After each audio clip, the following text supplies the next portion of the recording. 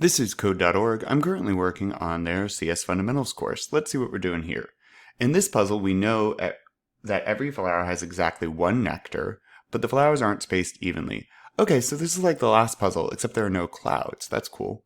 Get all the nectar using as few blocks as possible. Oh wow, we can only use 5.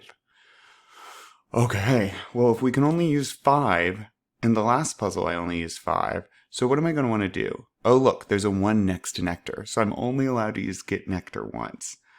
Alright, I'm guessing there's going to be an if statement then, but let's start with move forward, and then get nectar. So I got that first nectar. However, if I try to put this in a loop, I'm going to get an error. Remember, because I only want to use 5 blocks. So I know it's 7 long. This is not going to work.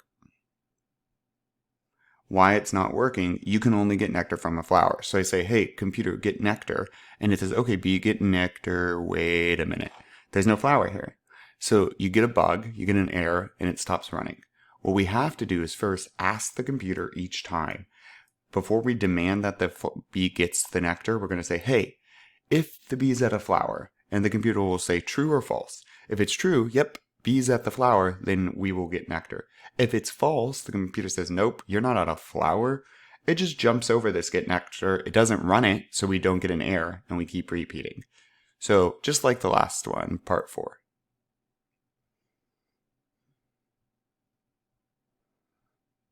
Awesome.